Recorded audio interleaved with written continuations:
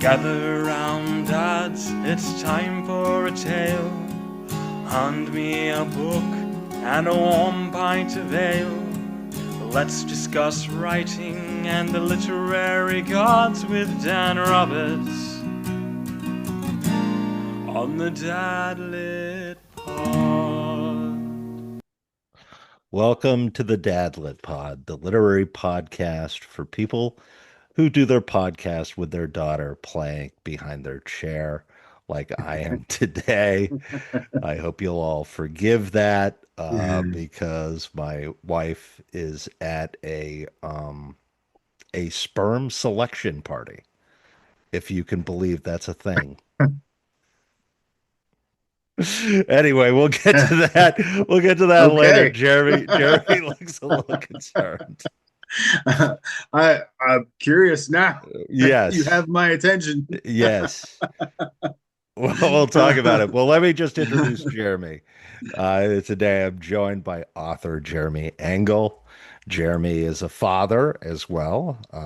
He has a daughter, like I do, and he is the author of Where the Children Don't Play, which is a horror novel, and A Dangerous Man, which was a Literary Titan Book Award winner, and the story of a man who takes revenge and goes on a real tear, uh, an action story. So, anyway, Jeremy, welcome to the Dadlet Pod. Happy to be here. Thanks for having me. Yeah, so the party my wife is attending is it's it is being hosted by a friend who, or it's being hosted for a friend who has chosen artificial insemination, Okay. and she will be one of two people, this friend at the party, who is a single woman who has chosen this path. There's another woman who is also doing this, who is also at the party. Okay. And apparently the ladies are getting together to lend their support. Um, and my wife didn't put it on the calendar. Although Can I ask I why? sort of disappointed. I was sort of disappointed. I think it would have been Write it funny. in. She's gone now. Just Yeah. go write it in while she's Yes. there. Yes. But so I am watching and potting. So my daughter is around, and she's playing. Whatever she's doing, I can't hear, so Yes, it yes. shouldn't be. I Been a figured little that shy to make some this noise, is so that's okay. this is of course the nature of dad lit potting. Uh-huh. And so I'm happy to have Jeremy here. Jeremy reached out to me a while ago, I think, with his new book coming out, Yeah. which is the aforementioned Where the Children Don't Play. And Jeremy, when does that come out, or did it already come out? That drops in 11 days on April 30th. And people will be able to get it on Amazon. Yep, it'll be available on Amazon. It'll also be available on Ingram Spark. I Oh, don't nice. advertise well, that'll go through their wide distribution as well. Hmm. Um, and I mainly put it on there because I also have in my area, I live in Washington State and in Olympia, where the closest Barnes and Noble store is, I have a book signing scheduled with them. Oh, great. And so first they'll have A Dangerous Man in store. And with this being about, 30 days or so before that signing, I have to use Ingram Spark in order for them to be able to purchase the book to have it sell it in the store. And so it's available through there, and then it just goes through their distribution channels, and it's out there. Mhm. And so I'll have to do more. I'll have to do more. Make a better effort of advertising that across the different platforms they go on. It's on Bar. It'll be on. That means it'll be on BarnesandNoble.com if people prefer to shop there and things like that. And so, yeah, it's I'm excited. This one's been a long time coming. So, Yeah, so you're an independent author. How do you get into a Barnes and Noble as an independent author? um, well, I'd been up there. I mean, I've gone to the store plenty of times, and Olympia is the capital of Washington. It's about 30 minutes from my house, and I used to Mhm. frequent the city a little bit more often, but not so much anymore. And on occasion, I go up there, just pop in and see what's on the shelves of the genres I like to look at. Sometimes find things and bring home more books than I'll probably actually get a chance to read. And because I'll discover something, or sometimes I'll even find some independent authors they'll showcase them, and they're kind of like what they'll be doing with me. And so they have a in-store liaison who they have an email to contact them with. They're not very quick about it, but once they do, they stay pretty engaged. And she just gave me the information I needed in order to try to get it in there. It was basically like, well, it's fine that it's available on Amazon, but they only purchase books to sell in store through a distributor, which would be Ingram Spark. Mhm. And so, and being that Ingram is like the biggest book distributor in the country, pretty much, because I believe, and I might be spoken on this, but I believe even they have a third party part in distributing Amazon's books. You know what I mean? So it's kind of like, well, wait a second, you guys kind of work together in a way, but Yeah. I get it. And so you set it up on Ingram, and learning that was a little bit of a process because once your book, because I didn't know, so I didn't have any intention because I've heard a lot of people, I'd read a lot that people have issues with getting on just uploading the book on Ingram Spark, and if your book is already available on KDP, it is a little bit more of a chore. They're not very fast. I didn't have them meet any deadline they gave me as Mhm. far as like say I ordered an author proof and I picked 3 to 5 day shipping, right? It still took them 2 weeks to ship it. And so it took like almost 20 days before it actually and then it took them that long to charge me too because I didn't have a Mm. confirmation of the order, like all kinds of things.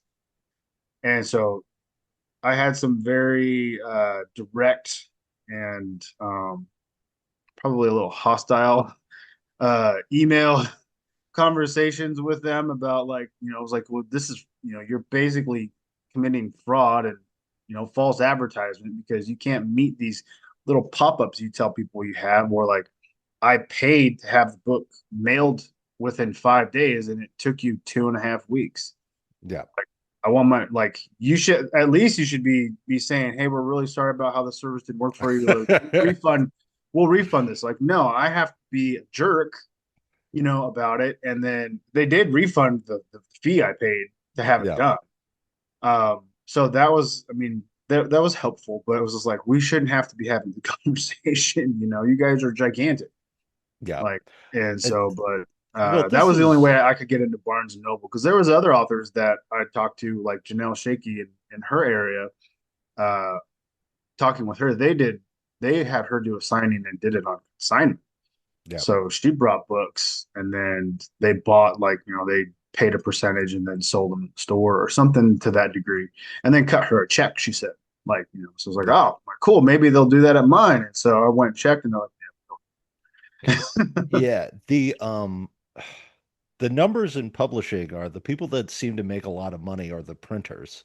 hmm yeah, And but the I'm interested in the Barnes and Noble situation because I was recently watching something that I thought was really interesting, which was about Waterstones, the okay, British book chain.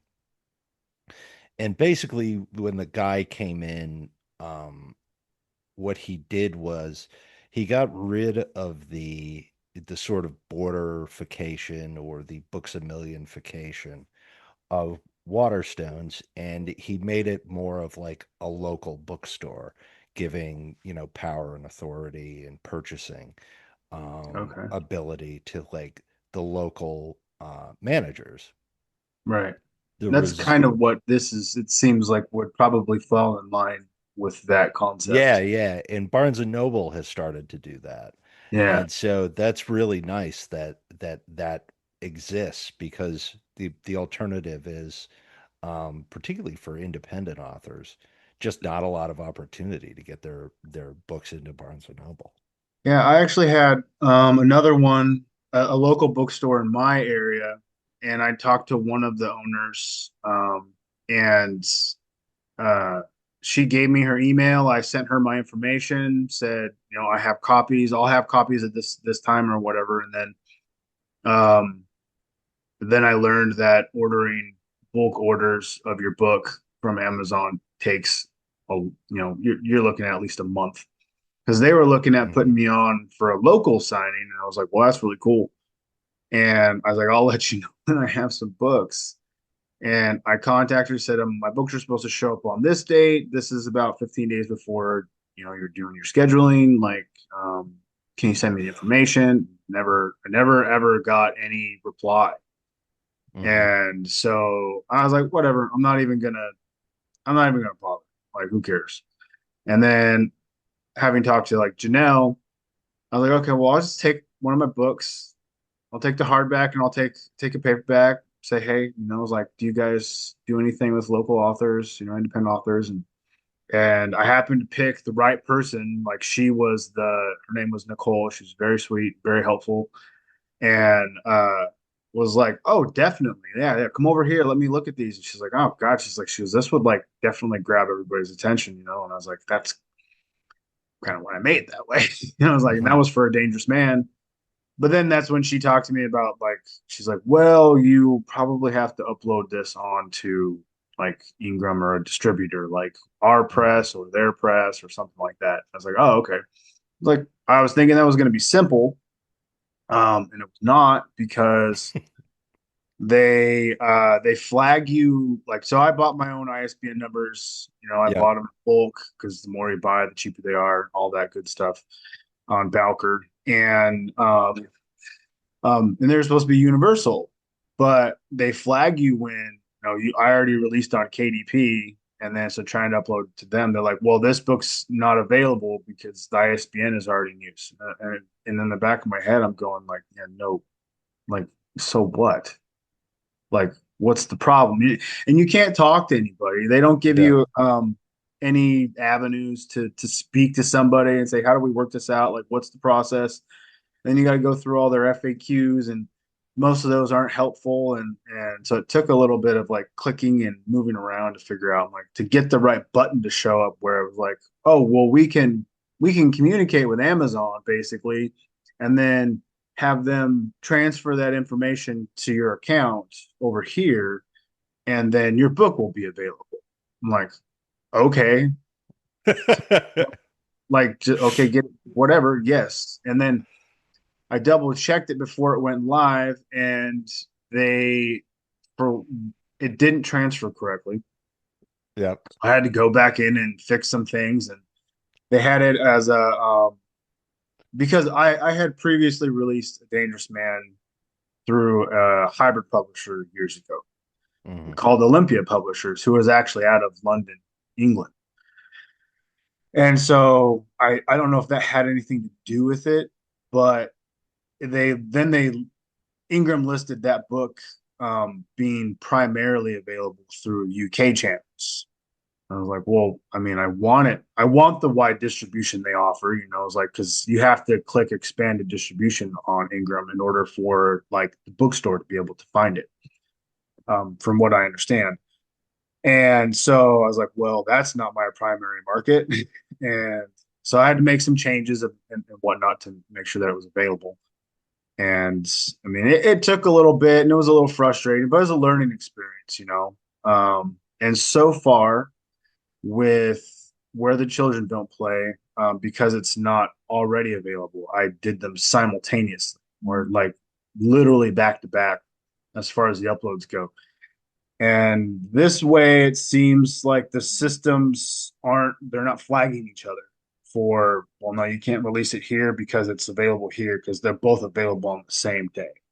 And Yeah. since it's not actually out there, I'm like hoping that when when the 30th comes and the drop happens, I won't get messages saying your book can't be published because the ISBN number is being used here. And that's basically what Ingram did. Like, so I'm crossing my fingers that I might maybe I got the process right this time. Yeah, So this is um I think one of the underlying challenges that a lot of indie authors face, which is that there are a million different impediments yeah. just to just And getting the book out there. and you don't hear about all of them, and then you experience them, and then that's it's like the algorithmic issue is like, well, now that I've run into that roadblock, now I'll start seeing everything. It's like, Yeah. and so which is fine. It's a way to troubleshoot and learn, and it's kind of, you try to roll with it as best as you possibly can without just wanting to throw your computer through the window or you know start all over. Well, why don't you tell me about Where the Children Don't Play, your new uh, book? Where the Children Don't Play is a supernatural thriller. It's got quite a bit of horror elements to it.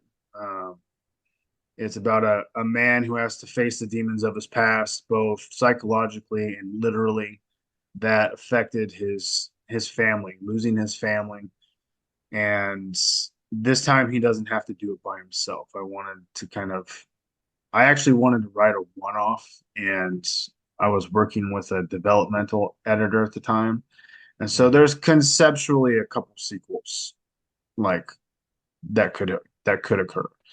And so I built out a world in a manner of speaking where, I mean, there's a lot more fun that could be had, because the help that the main character gets, Mason Sachs, to fight this monster that tore his family apart 20 years ago, are monsters that hunt monsters. Yeah.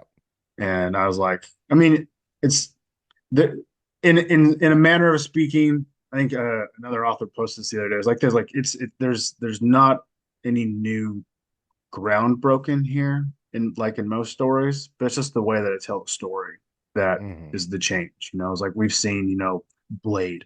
Blade hunts vampires and he's a half vampire. So it's just the way of doing it, the type of characters that I use, and just the events that unfold, and maybe some underlying themes. I tend to go for a little bit more of um a, a dramatic um narrative to a degree, but there's some levity in throughout the novel with the characters. They kind of pull from people that I know and things I've liked to see in storytelling and whatnot. So I think Janelle was one of them. She called it like a cross between Stranger Things and It, in a manner of speaking. And so I was like, there's some truth to that, and I liked that comparison. I had another one that was uh oh, what's it called? Another Stephen King comparison. It wasn't It though. Crap, I can't remember the name of it, of the book. It starts with the O. And they made an HBO show about it. Oh, The Outsider. Oh, The Outsider. Yeah, The Yeah. Outsider and The Hatchling, something like that. And it was a book I'd Mhm. never heard of. Finding comparisons is incredibly, like, it's not in my wheelhouse. But looking it up, I'm like, oh, okay, yeah, there's actually a lot of the hatch. I think it's called The Hatchling. There actually was a lot of similarities Hmm. that I looked at when I just looked up the book and whatnot when I was told about it. So, um, but yeah, it's a fun. It gets nasty. It takes you on a roller coaster ride. There's a little bit of a slow burn to it to establish some things, but it gets rolling pretty well, I believe, and Hmm. grabs hold of you and doesn't let go. Yeah, your other book, your so I take it your first book, A Mhm. Dangerous Man, starts out pretty hot, Yeah, hot, ready to go. yeah, that one was. that one cooked for a long time before I started putting those ingredients together. Um, I'm a grill dad, Yep. and I've always been hyper vigilant. I have background in martial arts and training. I've been an instructor through there, and then in law enforcement for 15 years.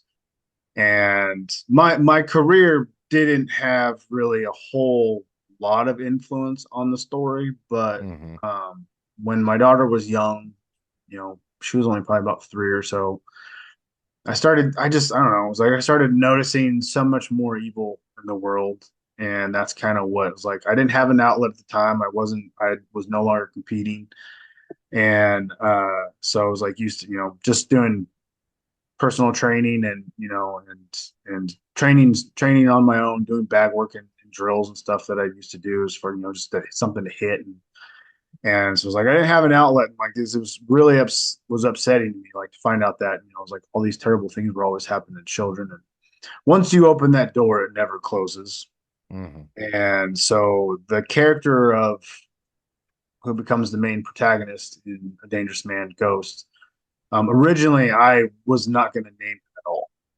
Hmm. And I had a friend was like, maybe something because the man this, the man that, all the way So it's through it. sort of like defense from falling down. Yeah, Yeah. yeah.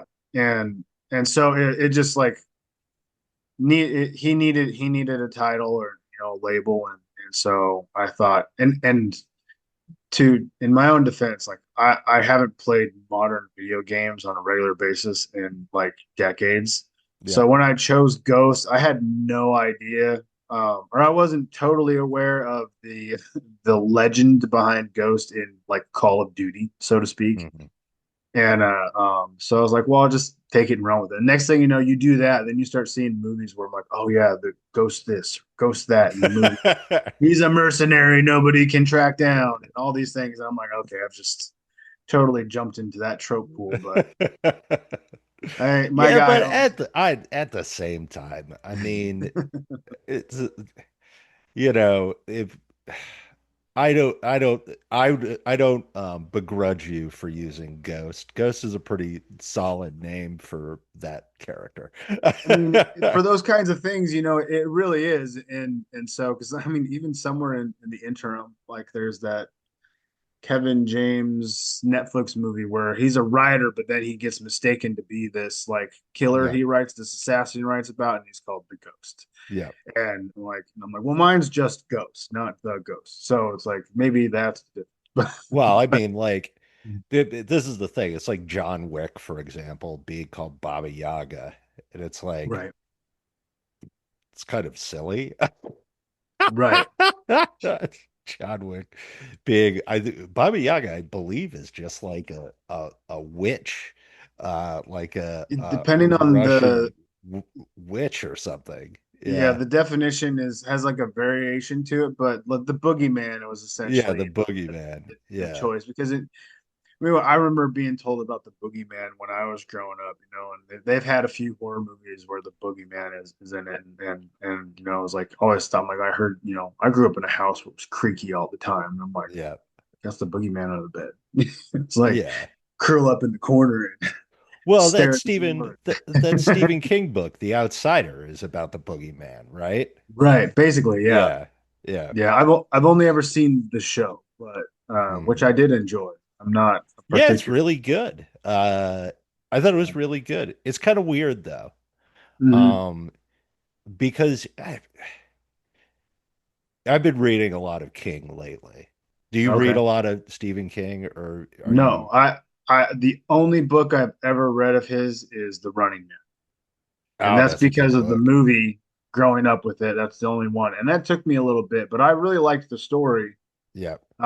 And then I actually liked the difference between it and what they made with Schwarzenegger, and so.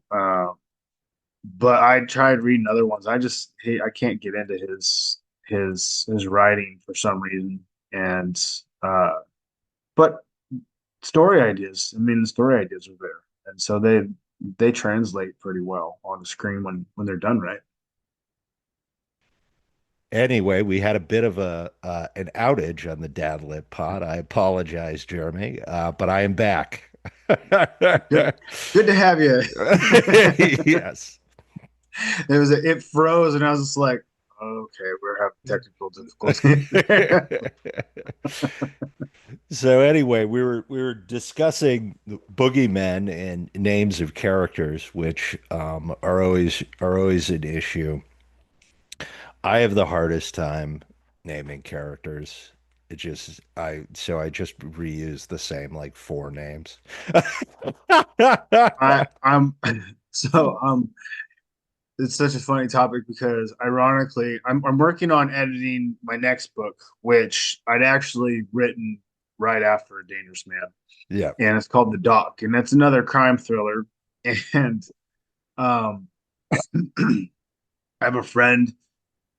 She was integral and a big time reader, and she was integral in me, like encouraging me, like maybe it's time you write that book, you know. Yeah. And if you need help, like she's pretty smart and savvy with the grammar and all that, help me edit or whatever. And so my process when I wrote A Dangerous Man all the way, like when I wrote a chapter, I write the chapter, I still do this. I write the chapter and then I'll reread it, Hmm. if not immediately, but before I start writing the next day. And then I'll maybe make some tweaks as I go down and then start the next chapter.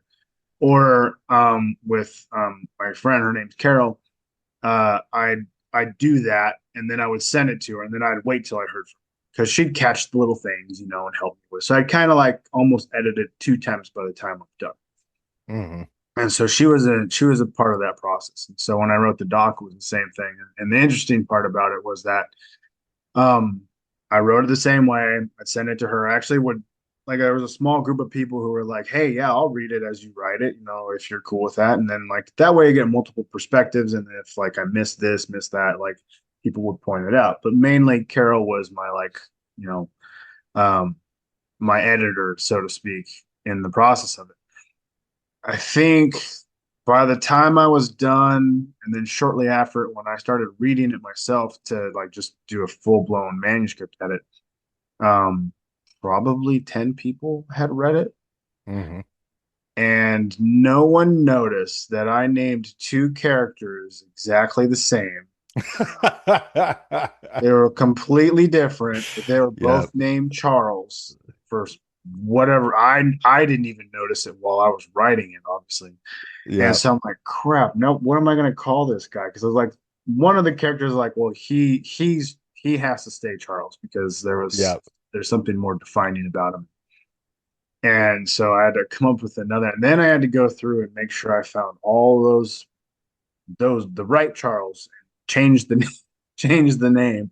And I'm like, why would I even do that? Like, where did that come from? But it happens. Yeah. It happens. And I think can't even remember my own book. I think um in A Dangerous Man with Stone, he has a close friend that he works with marshals. I believe I named him Mason Hmm. also. So there's going to be a few Masons I'm writing about now because he's coming back in the sequel when I write that. And then the main character in Where the Children Don't Play, his name's Mason too. So I'm just going to do the same thing. I'm just going to recycle names and put them in different character arcs. Yeah. Right? Whatever. Give people something to talk about, I suppose. Yes. Now, like, I just use my wife's name a lot for characters. I just use her name or some variation on it. Um, I use I try and avoid J's because my J key is broken Oh, on my computer. that's funny. So I try to avoid J names. That's fun. But anyway, so yeah. Well, so there won't be any Jeremys in there for a while. No, probably no Jeremy's. I actually added it. My sister-in-law wanted me to put her in the new one, and her name is Okay. Jessica. And I was like, oh man, that's a J name.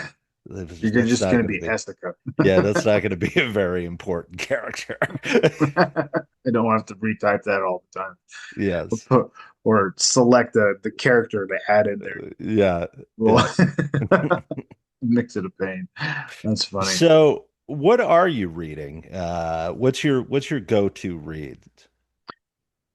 Uh, yeah, I don't have, well, right now I just started Molly McCobb's sequel to Dark Bloom, and so I'm getting into that. And then I'd also started I wanted something more nostalgic, and I've been so busy that I haven't even read.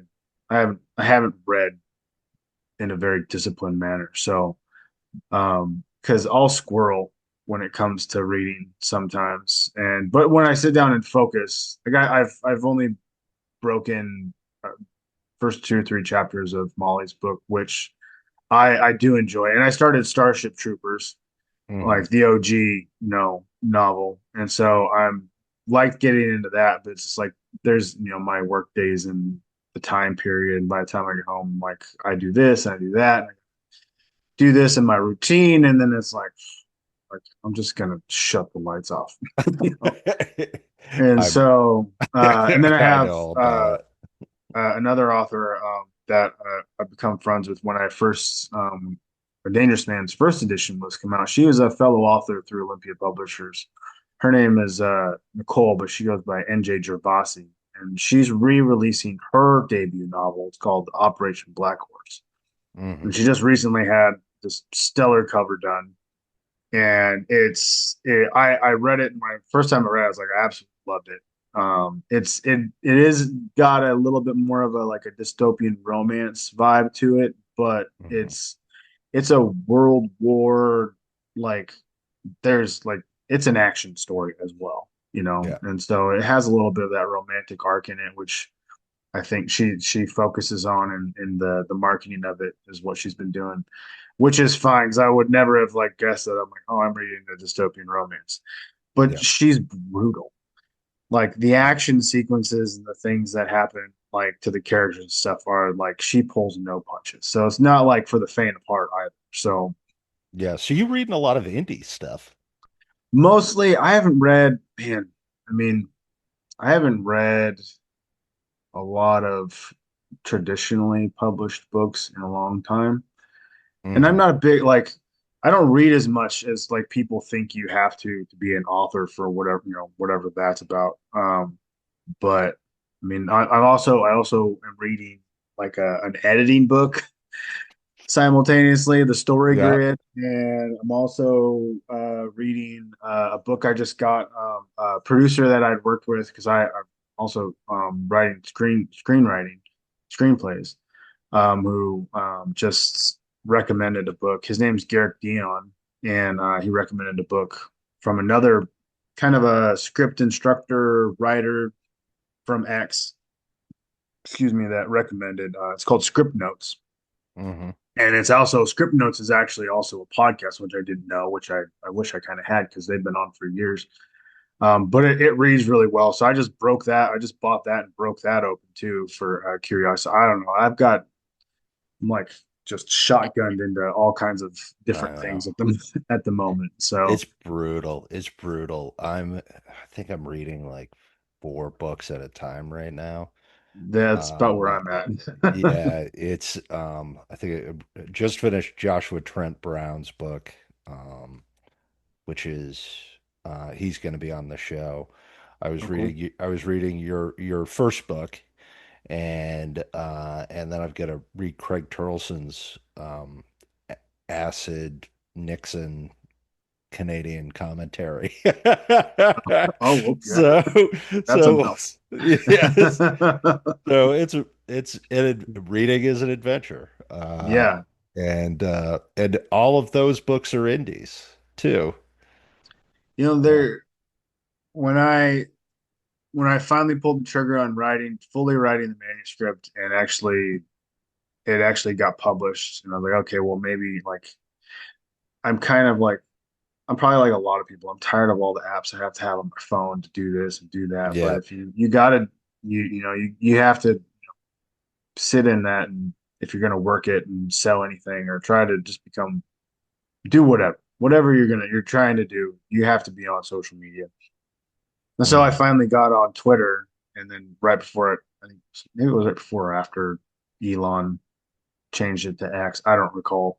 And then I just slowly met like a network of independent authors, and Dave Bazan was the first one in the Lair of Legends, and I got to read an early draft of that right before he got it published, and he was the first person that I met, and we just would correspond on posts and things like that, movie interests and things like that, because he has a lot of experience writing screenplays and whatnot, and had gone to school for that, and so picked his brain when I was after I'd written my screenplay and was going through some development things with that because that was I wound up working. My brother and I wrote it and wound up working with the producer through a developmental program uh, through Voyage Media, which is where I met Dion or Garrett Dion.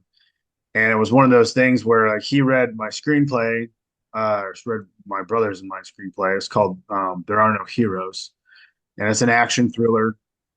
And his critiques and whatever were the kind of things you're looking for, and they were very similar. We had entered some contests with it, and but I wound up getting on a phone call with him and talking to him, and I didn't realize that I mean, we had great feedback. I even actually pitched him my book as a follow-up because it was kind of a pitch meeting, but it was also like, hey, I read it. This is what I think. Took some notes.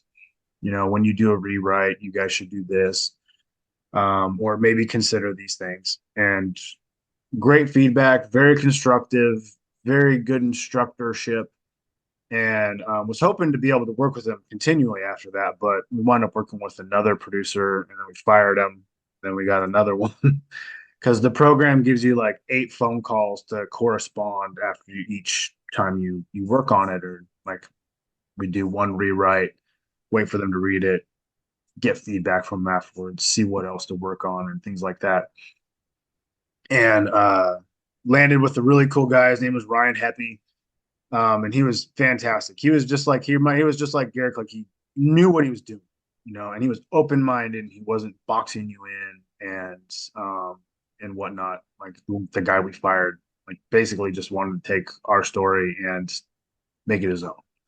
Which Mhm. is one of those things where you're like, this is like I actually talked to the head of the company, like his name's Nat Mundell, super nice guy, very knowledgeable, very helpful. Was like that was kind of one of my concerns. Was like you're going to get involved in this industry, and I'm going to write this thing, and we're going to sell it, and whatever happens, and then someone's going to take it and turn it into something else, and Yeah. call it by what.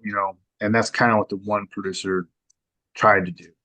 But Mhm. anyways, it one thing led to another, and we finished. It was finished and critiqued, and Ryan worked on trying to sell it for almost 2 years, Mhm. and got a lot of great compliments, and so but no sales or anything like that.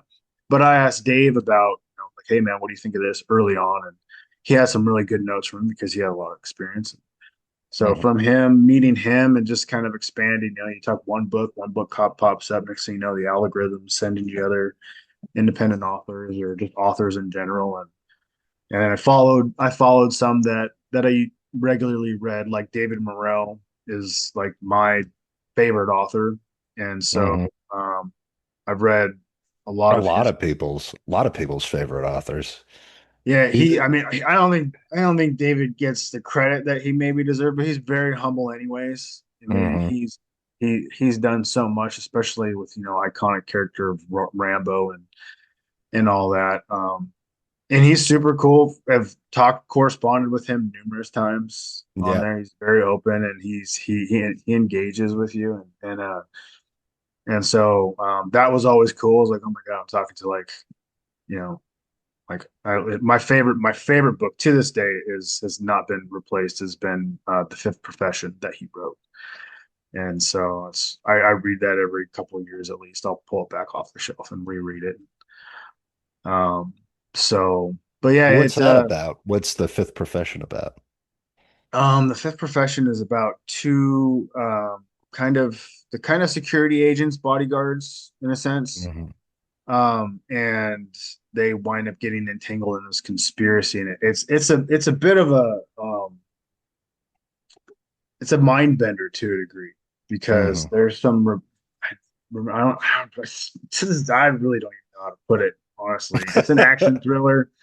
Yep. Um, there's some identity replacement, and then like it's interesting, and it always just like man, still gets me every single Hmm. time. I the first time I read it, I was just like I was too young just to comprehend the concept.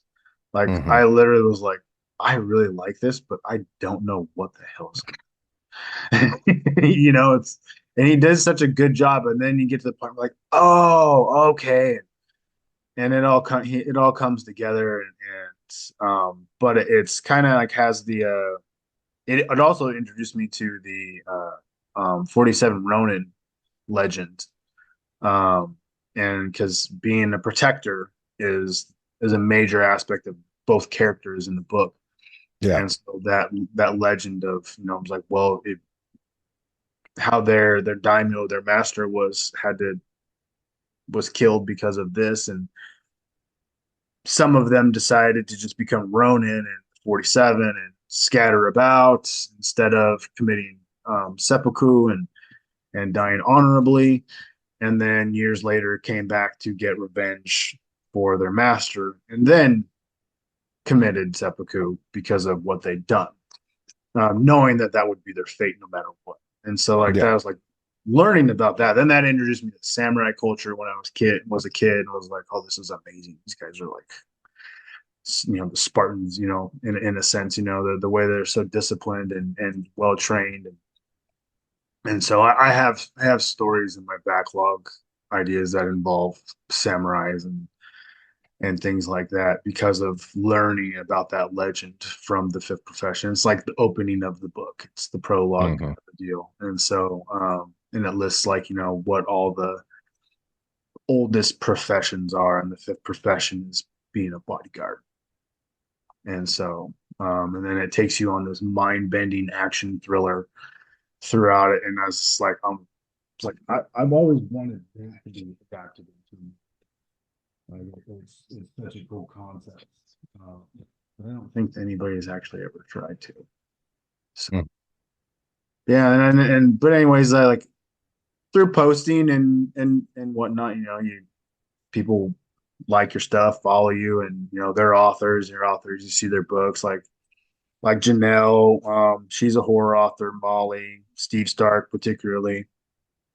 Saw his like the cover reveals and things, was like, oh, that's awesome. I'm gonna look at that. And I Hmm. just started picking up those books and reading them, and then corresponding with them more and more. And they're just cool people, and they're just, everyone's kind of rooting for each other, and get feedback sometimes if we can, and because we respect their opinion, and they're good writers, and just, it just keeps broadening. Sometimes it's hard to keep track of everybody. So, um, enough favorite. I always talk about Steve and John Davies. They're both a couple of British writers, and there's a handful of other ones too. But John Davies' Muscle, if you've never picked that up, it's a novella. It's especially it's definitely some dad lit that would probably fall right into your wheelhouse. Um, and then there's other ones. Well, a lot of horror writers, honestly. Yeah. Um, I never thought of myself as much of like I like horror movies. Movies are more of an influence than books are anymore. Mhm. Um, but there's a lot of horror writers out there that are like making a splash, and there's some really good stories out there that they're making, and just sometimes it's just fun, and a Yeah. nice spin on things, and like Janelle Shakey's Spider. If you hate spiders, read that book. That'll give you an uh, I it do hate spiders, by the way. it made my skin crawl at one certain point. I was like, oh my god, it's like felt the tingles. I'm like, yeah, that's or like it's just like I'm like you just you inherently understand it, like because you've probably like you've had something crawl on you, and I don't know. It's She did a great job with that. Steve Stark's second book, Violent Ends. There's it's kind of it's like a there's three stories in that one, and one of the stories actually made me like I just read it and I'm like, like nope. Hold on a minute. Like that is nope. Like, and of all the things I've like, even in reality that I've witnessed, I was surprised that it got me as much as those because, but I could just like, I was in it. So like, I was invested. And so as I'm reading, I'm like, ugh, dude, ugh. It really got me. Like, I had to like, oh God, did I almost, no, maybe. I get like, I was getting ready to like dry heat for a second. Like, that was so great. He did such a good job with the description. So, and then, man, I don't know. And then I always like highlighting people that I've met who've been cool and just they write really well. Yeah. Another one, me and Nick will go. Nick Horvath, Sledge versus the Labyrinth. We'll we've been going back and forth with like gifts and stuff like online and stuff, having Yeah. some fun with things. Your It's like first book is kind of like Sledge. Kind of reminds me of sort of the concept of Sledge. we're they're conceptually cut from the same cloth to a degree. Like Yeah. we grew up, like we're a similar age. Nick and I have vastly different backgrounds. But as like guys who like to read, we want like who doesn't love a one man army? Yeah. Kind of like that's what I grew up. It's like and or it's like Chuck Norris just passed. He was like I used to watch Braddock Mission in Action all the time. Those movies growing in like TBS weekend marathons, that would pop up. And my grandfather introduced me to Schwarzenegger films. Like, I mean, these are the things we grew up on and stuff. So Yeah. I wrote actually Dangerous Man long before he wrote Sledge. But the concepts, I mean, they're there. Like everyone's like that's what like it's missing in this world to a degree. Like, I don't know, they're out there. Like you have, Jet Carr's James Reese books, and then there's the Mitch Rapp books and things like that. I don't know. There's just like something about just something being just more visceral and direct, and I don't know. And then they fall in line and they coincide pretty well, Mhm. and they're greatly different too in certain respects as well. So they're fun to read. They're fun to read. They're fun to talk about. I mean, we've been on a podcast where we were, um, I think it started with Nick, David Batterina, who's also an amazing creator and writer. He used to have he used to do like a booktube show, the Mirthquake show, and I think he started the character tournaments with when he had Nick on his show, and so he had like created like categories of literary characters and stuff, who would fight who and all these things. And we did like a group show one time. I think of Sylvester Stallone characters or something like that, and or just other like fictional characters of the like Schwarzenegger from Commando, and then Dutch from Predator, and then maybe it was Schwarzenegger versus Stallone is what it was, Yeah. and so like it was just there's like four of us plus David hosting, like going over like who we thought would win this battle, and it was just fun things to like throw out there. You never know. Just like creatively, like, what do you think of like Conan versus Kroll, or like what I mean? Like it could be like, and then I think like and no, no, no, no, no. It's like there's no way that's happening. It's like so we have some good debates and some good fun, and so yeah, just meeting people and then getting out there, and then just it keeps you encouraged to a degree if someone if you're lacking motivations, like you're seeing people putting out book after book after book, and just letting it flow. And so just sticking with it is what it's about. So Yeah. Well, you want to take some time and pitch your new book? yeah, I can. You're talking about Where the Children Don't Play. Yeah. Yeah. Where the Yeah. yeah. Man, I don't even know where to start. Where with like what to pop in is a supernatural horror. I've got monsters. I've got a man who's dealing with his demons, psychological issues, some PTSD, and then just wanting to save his town and become the man he's meant to be, rather than succumbing to all the trauma that has weighed him down his entire life. And when he does that, he finds out that the world is a lot bigger than he ever thought it was when he learns that there are more monsters out there than just the human ones. Mhm. And they come to town to give him a hand. And I don't know, it's fun, it's dark, uh, and I don't know, it's a good time as far as I'm concerned. So I had fun making it up on a whim, uh, and I hope people like it when they get to it. Well, thanks, Jeremy. That's Jeremy Engel. You check out his up and coming book, Where the Children Don't Play, horror thriller. And you should go and check out A Dangerous Man, which I've gotten into, but have yet to finish and am enjoying as a bruiser book. Yeah, Book about a it bruiser. it is. He's my term, and just wait. Like I have a few projects to finish before I start writing the sequel that I've already that are already in the works, and I'm editing the doc, which is a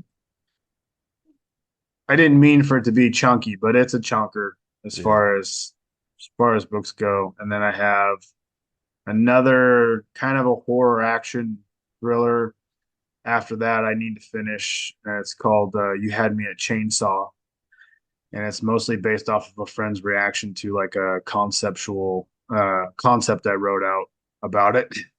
And I was like, well, that's a cooler name than what I had before. Maybe we'll see if it sticks.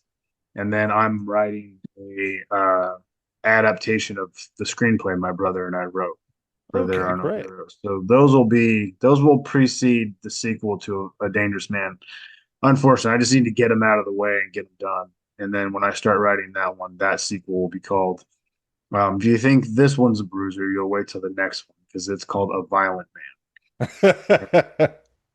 You're probably like, yeah, no shit. Well, I'm gonna let loose on this next one now that we've established the foundation. So it's Yes. it's been 10 years in the making, and I have notes that I've been waiting to get to for a period of time because I didn't want to publish it through the place that I was with. Things didn't go well.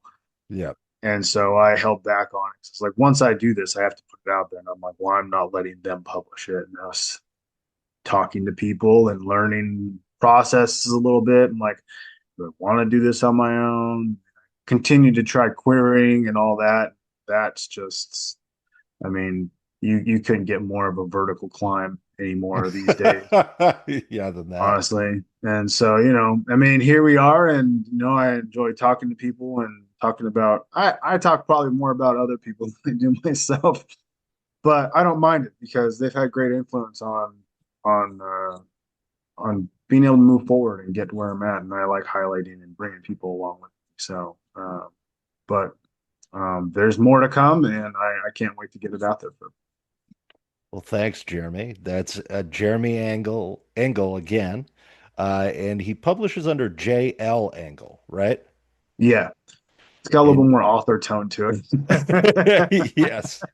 So you'll be able to get a copy of Where the Children Don't Play coming up in about 2 weeks. And A Dangerous Man is out now and the recipient of a Literary Titan Book Award. A great story about a bruiser. Yeah. You like it? You like a story about a man who takes things into his own hands. You'll like Some of that.